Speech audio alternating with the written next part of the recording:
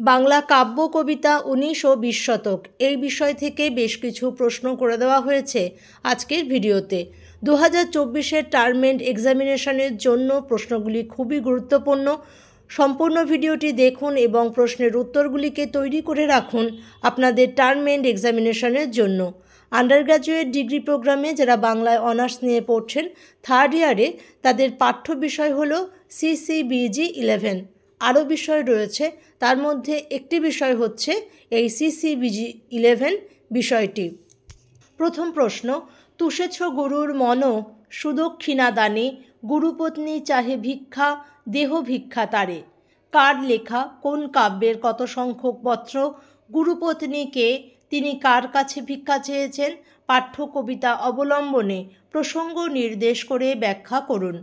প্রথম যে 10টি প্রশ্ন আপনারা দেখতে পাবেন সেই 10টি প্রশ্ন হচ্ছে 10 নম্বর মানের জন্য। 10 নম্বর মানের মতোই করে প্রশ্নের উত্তরগুলিকে তৈরি করে রাখবেন। পরের প্রশ্ন, পাঠ্যপত্র অবলম্বনে বীরাঙ্গনা কাব্যের নামকরণের সার্থকতা বিচার করুন।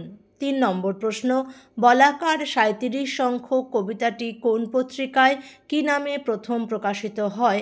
কবিতাটিতে কেন পুরনো যুগের বিসর্জন ও নতুন যুগের আবাহন রয়েছে? পরের প্রশ্ন, আধুনিকতার কোন কোন বৈশিষ্ট্য সুধীন্দ্রনাথের শাশ্বতী কবিতার মধ্যে ধরা পড়েছে? পরের প্রশ্ন, বিদ্রোহী কবিতা অবলম্বনে কবি নজরুলের পুরাণ ভাবনার পরিচয় দিন। 6 নম্বর প্রশ্ন, রাস্তা কারো একার নয় কবিতায় কথক শেষ পর্যন্ত কোন সিদ্ধান্তে উপনীত হয়েছেন তা আলোচনা করুন। 7 নম্বর প্রশ্ন, মহুয়ার দেশ কবিতাটি কোন পত্রিকায় কবে প্রকাশিত হয়? মহুয়ার দেশ কবিতায় রূঢ় বাস্তবতায় রোমান্টিক স্বপ্ন ভেঙে খান খান হয়ে গেছে, আলোচনা করুন। 8 নম্বর প্রশ্ন, জল দাও কবিতাটির প্রেক্ষাপট আলোচনা করে কবিতাটির চিত্রকল্প ও প্রতীকধর্মিতা সম্পর্কে ব্যাখ্যা করুন। পরের প্রশ্ন, শোনা গেল লাশ কাটা ঘরে নিয়ে গেছে তারে। কার লেখা কোন কবিতার অংশ? উৎস গ্রন্থের নাম লিখুন। উদ্দিষ্ট ব্যক্তি কিভাবে মারা যান? কবিতা অনুসারে তার মারা যাওয়ার কারণ উল্লেখ করুন। 10 নম্বর প্রশ্ন, 22শে শ্রাবণ কবিতায় কবি যতীন্দ্রনাথ তার নিজস্ব রীতিতে কবি রবীন্দ্রনাথের যে শোকগাথা লিখেছেন তা আলোচনা করুন। যে 10টি প্রশ্ন দেখলেন সেই 10টি প্রশ্নের উত্তরকে অবশ্যই 10 নম্বর মানের করেই তৈরি করে রাখবেন। এবার রয়েছে 5 নম্বর মানের করে তৈরি করবেন এমন কিছু প্রশ্ন। প্রথম প্রশ্ন, যদি আজ্ঞা দেহ এবে পরিচয় দিব সংক্ষেপে। এবে শব্দের অর্থ কী? বক্তা কার কাছে কী পরিচয় দিয়েছে সংক্ষেপে জানান।